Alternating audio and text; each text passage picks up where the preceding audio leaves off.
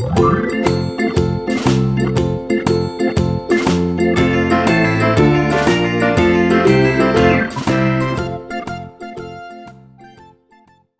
aí, tá tudo beleza com você? Eu sou Alex Soares e esse é o canal Tudo de Bom, o seu suprimento nerd. Vamos falar sobre o capítulo 4 de O Relógio do Juízo Final da Panini. Essa que é a versão brasileira da saga Doomsday Clock, da DC Comics, escrita por Geoff Johns, ilustrada por Gary Frank e magistralmente colorizada por Brad Anderson. Antes da gente começar, deixa aquele like bacana para fortalecer o nosso trabalho, se inscreve no canal se você ainda não for inscrito, ativa o sininho para ficar por dentro das notificações e não perder nenhum dos nossos vídeos. Se inscreve nas nossas redes sociais, isso é muito importante, porque lá, agora mesmo no nosso Instagram, no nosso Facebook, está acontecendo alguma coisa e você está perdendo. Compartilhe esse vídeo com pelo menos um amigo seu que curte quadrinhos. Vai ajudar a gente de uma forma que você nem imagina. Também deixando um abraço pra galera que nos segue nas redes sociais pelas hashtags Tudo de Bom com Tio e Sem Tio, canal Tudo de Bom com Tio e Sem Tio e Suprimento Nerd. Valeu, galera! E também indicando os nossos canais parceiros, o Alquimista Nerd do meu companheiro brother de anos, Oades Farley, sempre com aquela análise ácida, bem-humorada, super sarcástica, e os nossos companheiros Paulo e Luiz do Tomada Pop, com aquela resenha super bacana daquele filme ou daquela série supimpa para você. Deixei o link para eles nos cards e também vou deixar o link na descrição desse vídeo para você seguir. Mas chega de lenga-lenga e vamos logo pro que te interessa. O capítulo 4 de Relógio do Juízo Final deu uma brecada na história. De certa forma, isso está emulando a mesma coisa que foi feita no capítulo 4 de Watchmen, onde a história deu uma parada para a gente saber mais sobre o personagem Dr. Manhattan. No caso aqui, nós vamos saber mais sobre esse novo Rorschach. Muita gente vai torcer o nariz para esse capítulo, porque é um capítulo onde realmente a história literalmente não avança para o que estava todo mundo esperando, o embate entre Dr. Manhattan e o Superman. Tanto que nenhum dos dois aparece. O Batman só aparece em um quadrinho numa conversa com o Alfred. E apesar do Dr. Manhattan e o Superman serem, de certa forma, o centro da história, né, para onde tudo converge, o novo Rorschach é uma espécie de guia para a gente. Então, entender esse novo Rorschach é também entender um pouco mais sobre a história. Lembre que eu falei no vídeo do capítulo 1 e também no vídeo do capítulo 2, leitura em camadas, em níveis.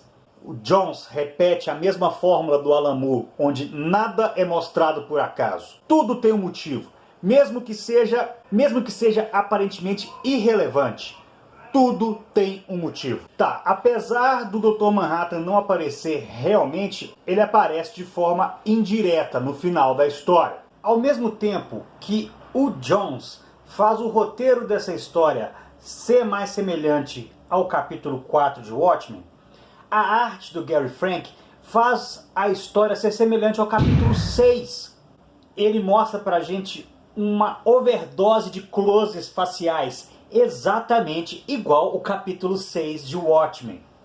E outra, se você ficou de cara com a quantidade de referências que estavam escondidas no apêndice do capítulo 3, você não vai acreditar no que o Johns escondeu de referência nesse apêndice do capítulo 4. Então fica com a gente até o final. Eu já disse antes que as cores do Brad Anderson trazem uma ênfase para a história impressionante. Como é que ele carrega em Watchmen, como é que ele traz brilho a DC. Eu volto a repetir, os processos modernos de colorização só enriquecem essa história. Claro que eu já ia me esquecendo de falar das capas, né? A capa que a Panini utilizou, que é uma capa bem interessante, diga-se de passagem. A gente é levado a crer que o Rorschach vai botar para quebrar no Arkham. Mas não, isso na verdade é o que aconteceu na outra Terra. Já a capa da edição americana mostra uma pilha de panquecas. Mas claro que não é uma pilha de panquecas comum. É uma pilha de panquecas que carrega toda uma metáfora visual. Nós vemos as manchas formando a máscara do Rorschach na pilha de panquecas. E a capa também é o primeiro quadrinho da história, onde as panquecas representam aquilo que o Rorschach queria ver no prato de comida no refeitório do Asilo Arkham. Isso aí já serve para confirmar o tanto que o novo Rorschach gosta de panqueca, né? E explica aquele cardápio de panquecas no apêndice do capítulo 1. Na segunda página de miolo da história, nós já temos a confirmação da identidade do Rorschach. Ele é o filho do Dr. Malcolm Long, Reggie. Dr. Malcolm Long, que foi aquele psiquiatra que atendeu o Rorschach quando ele foi preso na série original, como muita gente já suspeitava. Nesse flashback, é dito que Brezhnev estava fazendo um teste nuclear russo em resposta à entrada do Dr. Manhattan na Guerra do Vietnã. Leonid Ilyich Brezhnev era o secretário-geral do Comitê Central do Partido Comunista da União das Repúblicas Socialistas Soviéticas. Ele sucedeu Nikita Khrushchev e assumiu esse posto em 1964. Ficou nele até a sua morte, em 1982. Esse capítulo se passa basicamente o tempo inteiro dentro de manicômio. Tanto no universo de Watchmen, nas sequências em flashback com o Red, quanto nas sequências do presente, no Asilo Arkham. As sequências em flashback servem, além de nos apresentar melhor o Red, nos mostrar as suas origens, as suas motivações principalmente, nos mostra principalmente como que foi o efeito colateral do plano do Adrian Veidt. O que resultou daquele plano do final da série Watchmen. No primeiro encontro entre o Rorschach, quer dizer, o Red, e o Byron Lewis, nós temos claramente uma referência à piada mortal. Mais uma referência. Aquela piada que o Coringa conta pro Batman sobre o louco fugindo da lanterna e etc e tal. Lembrou? Um ponto que é interessante, na hora que mostra aquela lanterna com o brilho azul, que de certa forma nos faz lembrar do Dr. Manhattan, é mostrado um mosquito, um pernilongo, indo em direção à luz e morrendo, enquanto as mariposas ficam em volta, elas não caminham para a luz. De certa forma, isso para mim tá ligado com a frase do Byron Lewis, quando ele conhece o Red. Ele diz, eu vejo o que eu quero ver. E eu devo dizer uma coisa, tanto a ação que se passa no Fitzgerald em flashback e a ação que se passa no Arkham no presente, não são confusas não, você consegue perceber onde cada uma está situada. Foi muito bem montado isso. Nós vimos que o Red passou anos no Fitzgerald e o Byron Lewis acabou assumindo o papel de uma figura paterna para ele. Foi meio que uma terapia para o Byron ter o Red como seu pupilo. Uma das coisas que me chamou a atenção durante toda a sequência em flashback no Fitzgerald, por exemplo, foi aquela questão do quebra-cabeças com o close do rosto do Adrian Veidt, faltando uma peça. E o Byron Lewis falando, tem uma peça faltando, tem uma peça faltando. E depois ele vai, tava faltando uma peça do quebra-cabeça, tava grudada no cantinho da caixa. Eu achei interessante essa metáfora narrativa e visual. E o Byron Lewis ajuda o Red na sua fuga. Eles provocam um incêndio e fogem do Fitzgerald. O Byron deixa para o Red uma passagem de navio e o nome desse navio me chamou a atenção. Eu fui pesquisar. Percy Bysshe. Percy Bysshe Shelley foi um dos mais importantes poetas românticos ingleses. Ele nasceu no fim do século XVIII e morreu no começo do século XIX, mais precisamente em 1822. Um dos seus poemas mais famosos, se não o mais famoso, qual é o título? Ozymandias. É um soneto que foi utilizado em Watchmen. É um trecho desse soneto que é citado ao final do capítulo 11. Eu sou Ozymandias, rei dos reis. Contemplai as minhas obras, ó poderosos, e desesperai-vos. Mais duas curiosidades sobre o Percy Bysshe Shelley. Ele era o marido da Mary Shelley. Ela foi a segunda esposa dele. Mary Shelley é a autora de Frankenstein. E o Percy Bysshe Shelley também teve uma grande parceria com um outro escritor inglês, Lord Byron. Byron Lewis, Lord Byron. Eu achei legal uma coisa na carta que o Byron deixa para o Red, que o que uniu os dois pode ter sido uma sucessão de eventos aleatórios, ou isso tudo fazia parte de um grande plano. Fica claro que o Red entra em Karnak pela mesma entrada utilizada anos antes pelo Coruja e pelo Rorschach. A gente vê a lambretinha voadora deles ali, né, congelada ali na entrada. E o Adrian fala que tem um tumor no cérebro. Eu fui pesquisar esse tipo de tumor e descobri o que esse tumor causa. Esse tumor é de um tipo que cresce e se espalha muito rapidamente. Ele acaba criando pressão, dores de cabeça, náuseas, convulsões e alterações de personalidade. E nesse momento do encontro do Red com o Veidt, nós vemos a principal diferença entre os dois Rorschach. O Rorschach original era um desequilibrado, desajustado e pessimista. Ele preferia a própria morte a se comprometer com o plano do Veidt. O Red, o novo Rorschach, já é o contrário, ele é otimista. O fato de ele poupar o Adrian mostra isso. E aí nós temos a certeza do que é o relógio do juízo final. É uma história que nasce do cinismo de Watchmen e caminha para o otimismo, a esperança do universo DC tradicional. Que é o tipo de escrita que é a marca do Geoff Johns. No presente, a cena do Red preso no Arkham, com a Saturnia da Legião dos Super-Heróis do século 30 aparecendo ali. Eu li Renascimento em 2016, então eu nem lembrava que a Saturnia tinha aparecido na história. Eu reli a história e realmente eu vi que não era só a Saturnia.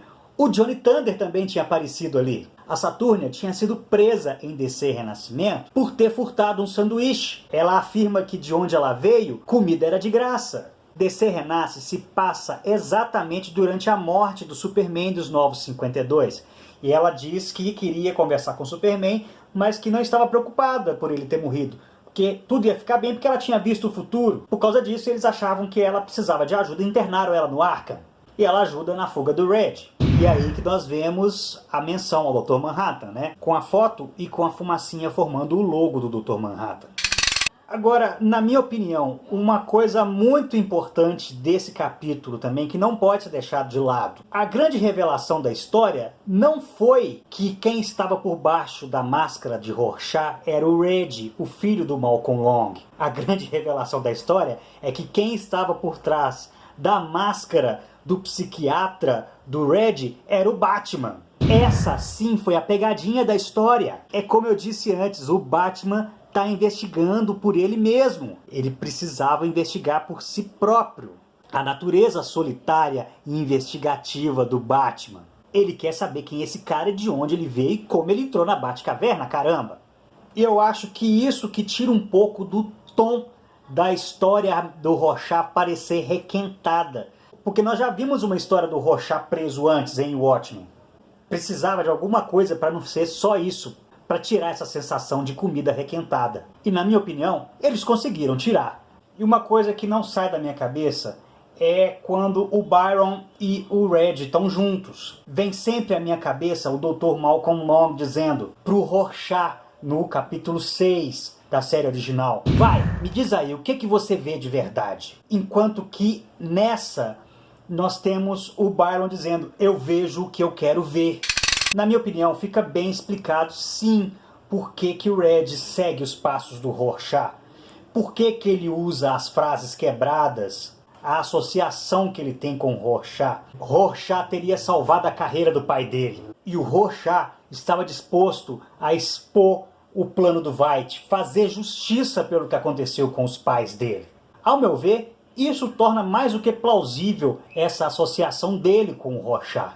Até de certa forma essa reverência, porque no fim, se o Rorschach tivesse salvado a carreira do pai dele, ele ia ter um pai mais presente, que era o que ele queria desde criança. Louco, né? O gancho final dessa história, mostrando a foto do John Osterman com a Jenny Slater, além da fumacinha formando o logo do Dr. Manhattan, mostra uma antecipação da chegada do Dr. Manhattan, será? Provavelmente nós estamos mais perto de vê-lo. E aí há uma citação no final, uma citação de Lin Yixuan. Ele é o fundador da escola chinesa de budismo por volta do século 9 depois de Cristo. Ele criou o seu próprio estilo de Zen budista, o Linji. Esse estilo utiliza-se do grito do mestre para produzir a iluminação espiritual dos seus discípulos. As práticas utilizadas por ele e seus discípulos foram depois utilizadas no Japão pela classe dos samurais. Essa utilização de koans, artes marciais e meditação. Aí você está perguntando, né? O que diabos é um koan? O koan é uma narrativa, um diálogo, uma questão ou afirmação no budismo zen que contém aspectos que desafiam a razão. E dessa forma acaba propiciando a iluminação espiritual do praticante de budismo zen. Tem um koan que é muito famoso. Se nós batermos as duas mãos uma na outra, nós produzimos um som. Qual é o som de uma mão somente? O apêndice da edição número 4 é talvez onde nós tenhamos as referências mais mórbidas até agora. É o apêndice triste, onde nós temos as cartas do Byron Lewis para a irmã caçula, né, as cartas manuscritas num papel timbrado do hospital psiquiátrico. A gente vê algumas coisas, como por exemplo que o Byron recebeu uma herança do capitão Metrópolis, porque esse amigo que ele cita na carta, que morreu decapitado num acidente de carro, é o capitão Metrópolis. E aí tem uma coisa que me deixa neurado, porque aparece também um recorte semelhante ao recorte de jornal com o obituário do Byron Lewis, igual apareceu na edição número 1. E é dito que ele ficou nesse asilo com a esposa, que ele doou dinheiro para o fundo de vítimas do massacre de Nova York, que ele morreu tranquilamente e no final pedia doações para a instituição. Como assim, cara pálida? Que esposa? Cara, a instituição estava dando calote, desviando a grana dele. Quando ele mandava grana para a irmã, a instituição pegava para ela, será? Velho, esse trem ficou muito estranho, cara. Se for isso mesmo, se isso se comprova, só mostra o cinismo da realidade de Watchmen. Mas isso nem é o mais triste e mórbido desse apêndice. A morbidez vem do nome da instituição, Fitzgerald. Eu pesquisei o nome dessa instituição e eu não achei nenhuma referência a algum manicômio com esse nome no Maine, que é o endereço que é colocado na história. A única referência que eu achei foi a Zelda Fitzgerald. Eu acabei aprofundando a pesquisa na Zelda Fitzgerald e descobri que era dali mesmo que a referência vinha, que a referência era realmente a ela. Zelda Fitzgerald foi uma poetisa, romancista, dançarina, socialite americana do começo do século XX. Ela era casada com o escritor Scott Fitzgerald, só que a Zelda sofria de esquizofrenia e ela foi internada numa instituição cuja arquitetura se assemelha um pouco, não literalmente, mas no estilo, à arquitetura da instituição Fitzgerald, que é apresentada na história. Vocês vão falar, Alex, você está forçando a amizade. Não, não tô. Porque não é só isso. Tem mais. A instituição em que a Zelda Fitzgerald ficou internada se chamava Craig House. E ela era também no estado de Nova York, na região de Beacon. E ela foi fechada em 1999. Como os custos ali estavam muito elevados, Zelda foi transferida para um outro local.